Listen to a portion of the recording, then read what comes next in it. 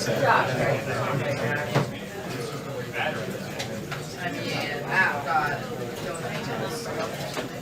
I'm surprised that wasn't picked up somewhere.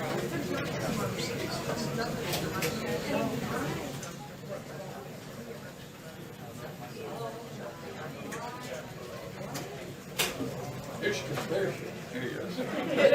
Okay, let's get this thing started.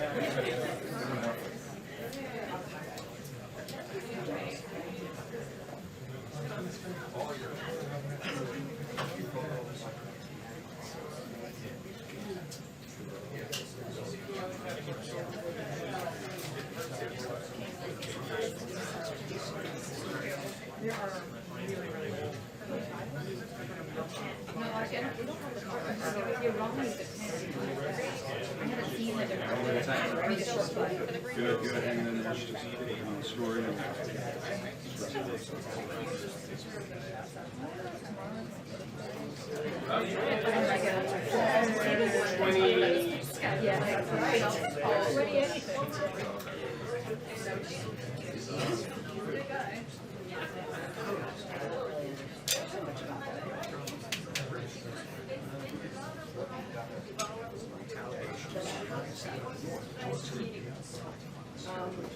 I understand that's too late.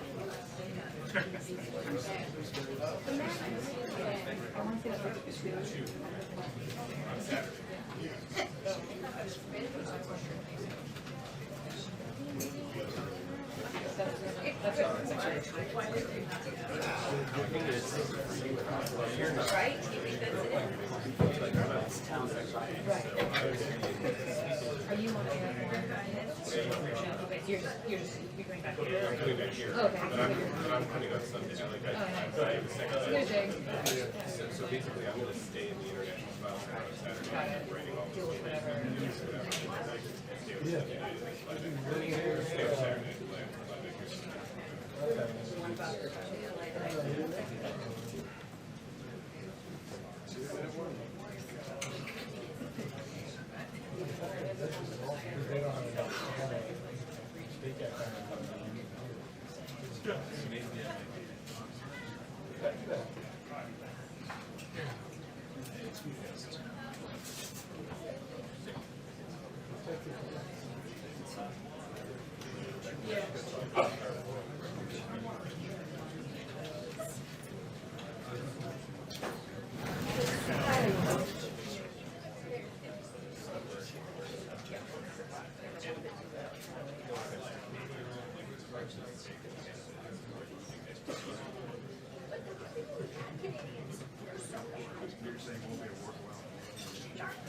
That's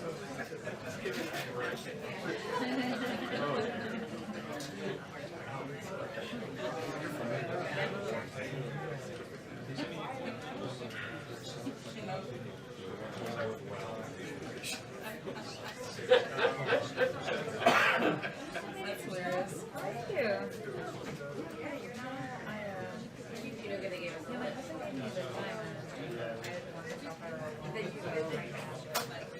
No, don't say that.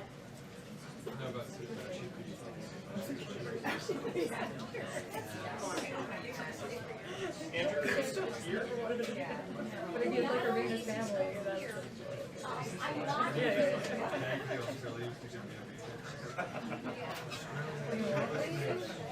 You know, if there's something in your background, maybe I just want to be you have any like big loans for the buildings in New York City? You know, 666. Holding it up.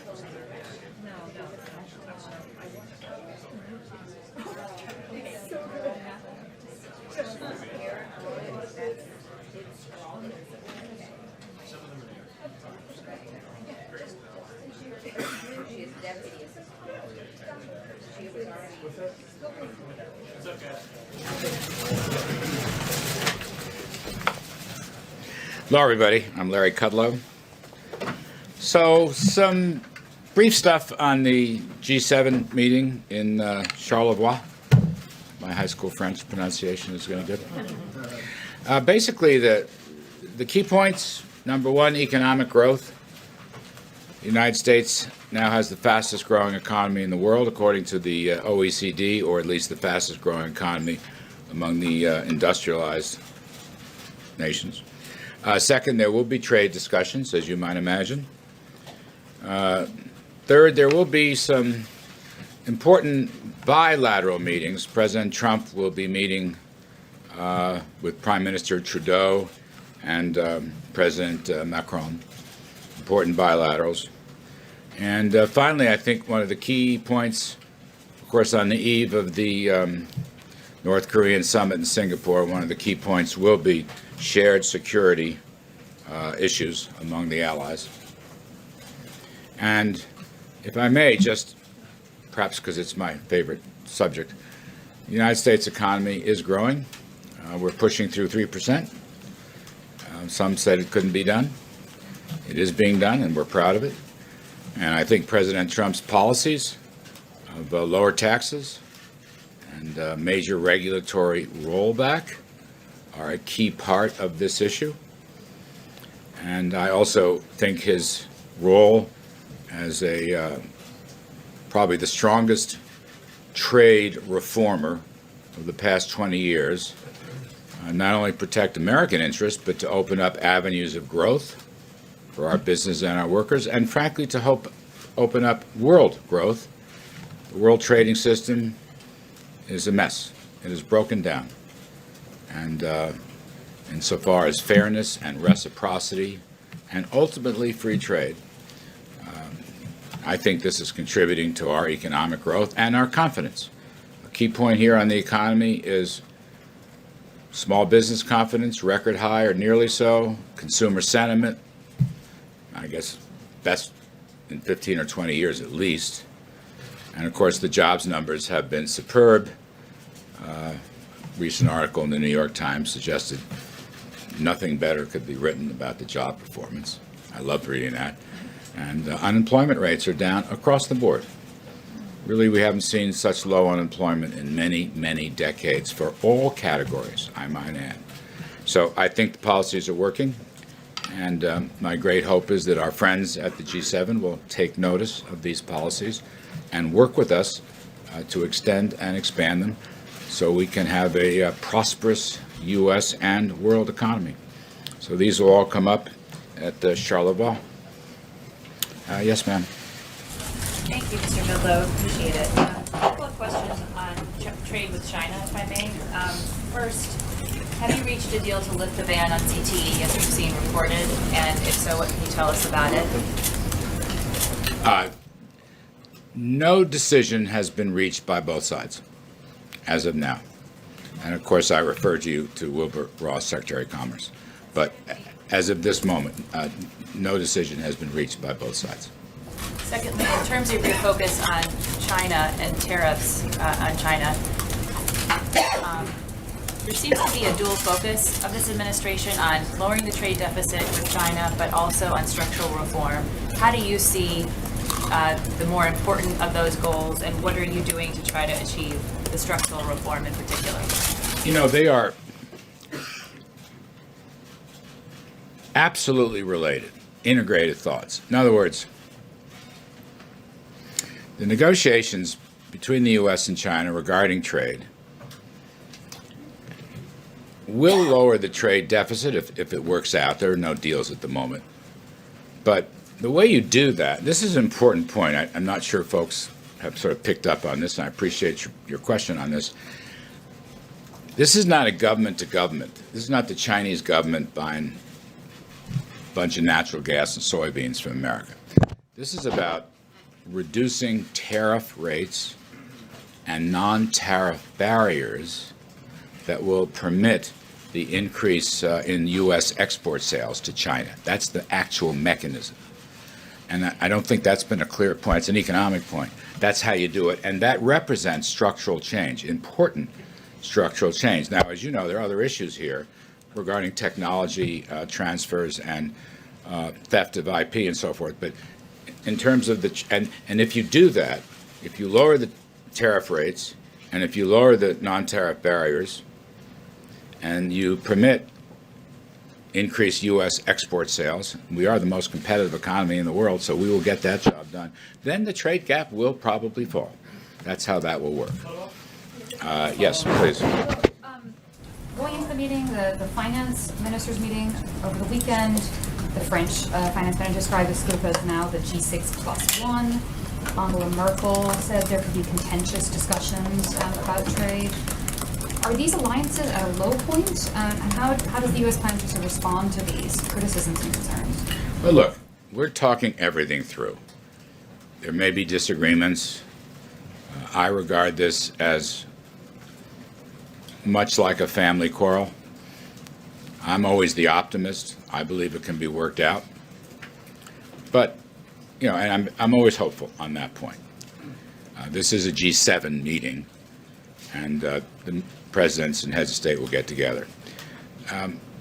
Let me add one thought to that, though. President Trump, is very clear with respect to his trade reform efforts that we will do what is necessary to protect the United States, its businesses, and its workforce, so that we may have disagreements, we may have tactical disagreements, but he has always said, and I agree, tariffs are a tool in that effort. And people should recognize how serious he is in that respect. Do you expect him to make any changes to the tariffs on Canada or the EU in this meeting? There were some reports that Secretary Mnuchin had pushed for changes with Canada. I'm going to leave that to the meetings. Okay, the meetings will produce stuff. Okay, lots of hands. Sorry. Yes, sir. Please. Thanks a lot, Larry. You mentioned the president will be having a bilateral during the G7 with Canadian Prime Minister Trudeau. How would you describe relations right now between the U.S. and Canada? Are they better than have existed in prior administrations, or are they worse than have existed in prior administrations? I don't want to make comparisons with prior administrations. Please, for my benefit. Yes, I know. Just between us. I get it. Appreciate it. Look, President Trump talks to Prime Minister Trudeau a lot and continues to do so. I think the bilateral meeting that's scheduled between the two is a really good thing, and I think they'll walk through a lot of these issues. I have no doubt that the United States and Canada will remain firm friends and allies, whatever short-term disagreements may occur. So I would say relations are very good. Yes? What are the prospects for NAFTA being renegotiated this year? Well, we're still talking. Communication lines are open. I don't want to make a prediction. Ambassador Lighthizer has the play on that. Everyone's still talking. Yes. Yes, sir. Could you talk a little bit about... Sorry, I was actually the one behind you. That's no good. But please, feel free. All right, I'll go. No, go ahead. Work it out, fellas. All right, thank you. Regarding trade deficits, the president often talks about trade deficits as if they're their own problem and other countries aren't buying our goods. And I know that you're saying that the issue is tariffs and lowering trade barriers will reduce trade deficits.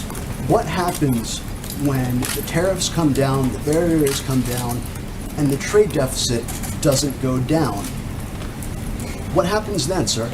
Well, look, supply and demand in global markets subject to macroeconomic factors, that stuff's pretty hard to predict. But I think it is reasonable to assume that if our neighbors and allies and whoever lower their trade barriers, we will export significantly more, frankly, across the board. And if I could expand on that thought, the United States economy is going through very positive transformation right now.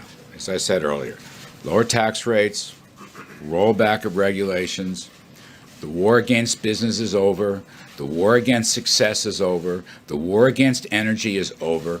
We have now freed up the animal spirits. You can see that by the confidence indexes. We're rolling.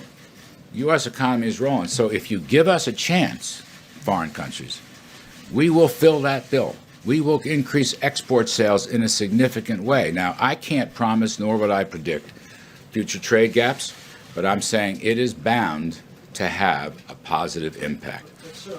When the president talks about, for instance, automobiles, he complains that, for instance, Germans don't buy American cars. You know, Germany has a luxury car industry that's world-renowned.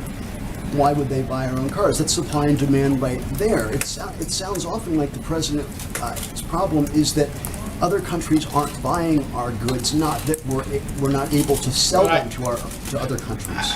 By and large, I don't agree with that. But let me just back up. Here's the president's key thought on this: reciprocity. And one of the reasons for the breakdown of the trading system, the world trading system as I described, which the president is trying to fix, in the last 20 some odd years, we've seen a lack of discipline. Tariff, non-tariff barriers have gone up. There has been a lot of protectionism. The United States, by the way, we have the lowest average tariff in the world. And if you go down a laundry list of industries, you will see we are much lower. Our tariff rates are much lower than our competitors. So his point is we should all have a level playing field. He calls it reciprocity. I think it's a very apt description. And that's the problem. If you bring down the barriers and you equalize the level the playing field, then we'll let nature take its course. We'll let markets take their course, and we will see. But I think the products we make here have improved enormously and will continue to improve enormously, and that's really the message of this economic recovery. So we'll wait and see on that. But that's the mechanism. As I said to the other question, the way you lower your trade gap, the way you increase your exports is lower the barriers. And again, I want to say other presidents in both parties have paid lip service to this issue of the lack of reciprocity and China's particularly bad behavior. But nothing ever comes of it. This president has the backbone to take the fight, and he will continue to make the fight because he believes it is in the best interest of the United States and also the rest of the world. Right. Yes. The question that they're asking the world capitals is the United States committed to a framework that was set up at the World Trade Organization?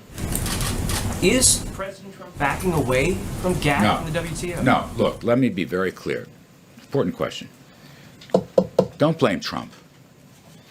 Blame the nations that have broken away from those conditions.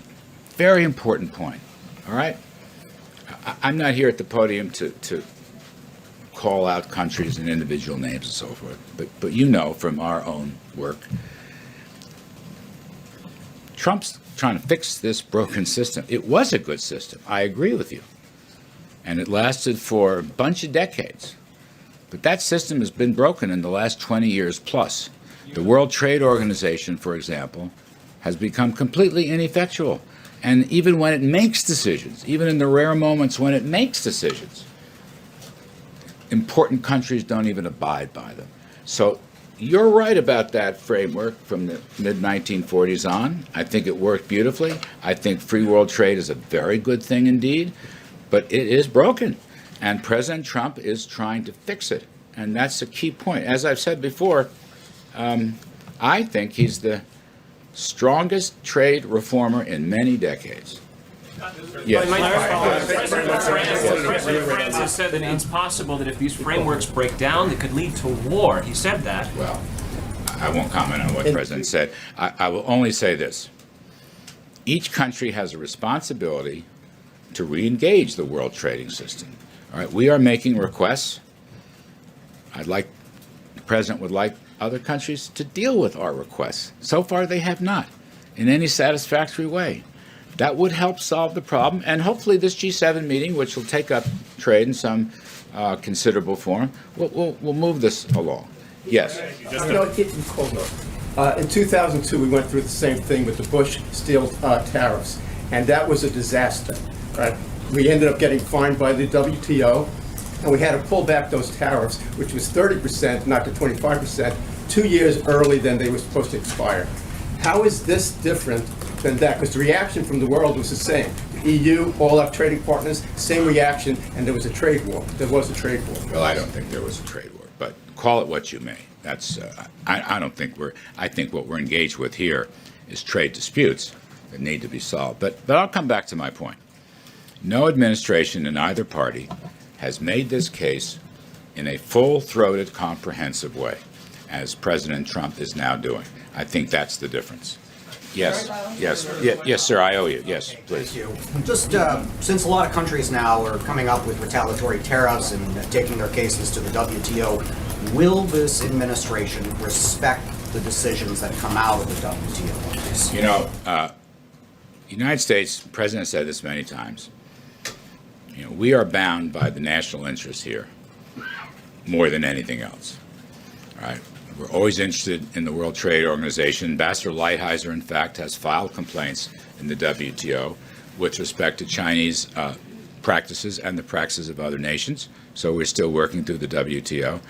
But international multilateral organizations are not going to determine American policy. I think the President's made that very clear. Yes. Yes. Can you describe, you talked about the summit, that there's going to be a lot of conversations, both bilateral and otherwise at the summit. Is there some expectation within the administration of an actual outcome? Is there some issue, you know, do you expect some kind of decision either on some of these tariff issues, on pushing NAFTA forward, on some kind of communique that would push forward either on trade or on Iran or on any of the other issues? We'll see what comes of it. We'll see. We're gonna have all these discussions. It's early right now. It's not early. We're a couple of days from the summit. And well, for these kinds of decisions, let them meet first. Let them meet. Let them discuss, and then we'll see what happens. Eamon. Sorry. The Treasury Secretary Stephen Mnuchin recommended to the President this week that the President extend an exemption on steel and aluminum tariffs to the Canadians. There's been a report to that effect. The report was incorrect. So he did not recommend an exemption for the Canadians? He did not. Is there anybody in the administration who is recommending an I exemption? don't want to go around the horn on that. I'm just saying there was articles written about a meeting we had. I was in that meeting. I talked to the Treasury Secretary earlier today. So it's funny. Neither of us said a word in that meeting. So that story is patently false. Okay? Patently false. Quick scheduling Yes. follow-up. Thank you very much. I appreciate it. It's one thing to talk about increased tariffs with, say, Mexico or Canada, whose economies are much more dependent on U.S. trade than, say, a more nefarious actor like China. How is it in China's interest to have a meeting of the minds or even come to some sort of an agreement to level the playing field, considering the massive amount of trade that happens between our two countries? You mean U.S. and China? Yes, sir. Look, of course it's in their interest.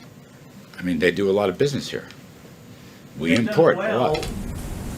with the way they've been handling things already. Why would they want to change it? Well, I don't know. I mean, from the U.S. standpoint, it's a very unbalanced picture. Right. And the President would like to remedy that. That's a key point. Secondly, as we have said on a number of occasions, China has engaged in unfair and frequently WTO illegal trading practices. What's more, regarding IP theft, technology, forced technology transfers, and other matters, China has not behaved well. Now, this could be remedied if the two countries can reach agreements in certain areas. Thus far, we have not. But China sells a lot of goods here. Don't forget that. That's, of course, the source of our trade deficit. And President Trump would like to balance that out and bring down barriers and make new arrangements and see if China will play by the rules. That's an important point. Yes, You talked about China's bad behavior, and you've acknowledged the tension between the other countries at the G7. Are you concerned that that tension is going to affect your own negotiations with China? Because, you know, it seems like you could really use these allies right now, and instead of presenting a Western front against China, the U.S. is pretty isolated. And my second question is, we've heard a lot from President Trump about his summit with Kim Jong-un, and he's spoken very little about the G7. Is he going to be too distracted by his trip to Singapore? No. Well, to my colleague's point, what are his main goals? We haven't heard of a proactive agenda for the G7. We're in the process of briefings and discussions here. And as I said at the top, the outline here is easy. Growth, trade, important bilateral talks, and important shared security talks. Let me go to the first part of your question. The whole world agrees with us regarding China's trade practices. The whole world. And in fact, many parts of that world have filed their own complaints on exactly the same grounds, either with the government of China or with the World Trade Organization. So make no mistake about that. Our president is taking action, strong, decisive action. As I said, I continue to refer to him as a trade reformer. And by the way, I'll just elaborate once more. He regards himself as a free trader.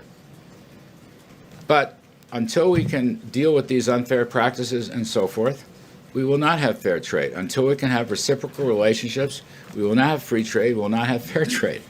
So I think his cause is just, and I think the rest of the world agrees with him. I mean, it always has from day one. Yes? Could you characterize the president's mindset going into this, knowing that he will likely encounter some awkward conversations? Does he want to go on this trip? The president wants to go on a trip. The president is at ease with all these tough issues.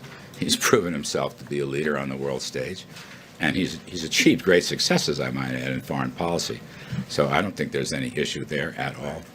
I want to be fair, yes. Thanks, Mr. Kudlow. To your point about the president's mindset, the allies, including British Prime Minister Theresa May, has called the tariffs unjustified and deeply disappointing. Her counterpart Justin Trudeau called the national security rationale insulting. What does the president think of those remarks? There are disagreements. He's sticking to his guns, and he's going to talk to them. Communication, the lines are open, the negotiations are ongoing, not only at the presidential level, but at the trade level, again, with Ambassador Lighthizer and Commerce Secretary Wilbur Ross and Treasury Secretary Steve Mnuchin. Talk's the best remedy here. All right? We have different points of view in some cases. In some cases, they're tactical questions. My view, we can get through this. We have in the past. But do those tensions with stalwart allies not give him pause about the course he's No, pursuing? look, there's always tensions about something. There's always tension about something. Last one, yes. If I can, just help us understand how to read the president's words. He tweeted this week, best economy and jobs ever, but unemployment, as you know, though there's a good story to tell, unemployment is not at an all-time low. GDP growth is not at an all-time high. So while the economy is doing well, how should we read the president's words? Is it hyperbole? Should we not take him literally? It's factual. But in fact, The 3.8% unemployment rate is among the lowest on record. Correct. That's 2.5% correct. in 1953. So it's not the best ever. So it is hyperbole. Do you agree? He's stating facts. The facts stand on their own. I'm not going to quibble with you about such things. Regarding 3% growth, virtually every economist on the other side of the aisle, and they're friends of mine, many of them are good friends of mine, said 3% growth couldn't be achieved. We couldn't do better than 1 to 2. You heard it, I heard it, we've argued it and debated it, okay? We are now moving into 3% zone. That is a huge achievement. The president's policies, again, pro-growth policies, lower taxes, lower regulations, taking the handcuffs off business, telling people to be as entrepreneurial, risk-taking as they properly can, providing confidence. These things have added up to a tremendous transformation of the economy, which, in my judgment, is only just beginning. So, to me, it's a factual statement. Let me just say thank you to all of you. Appreciate it very much. Will he sign the joint communique? What about the national security implications?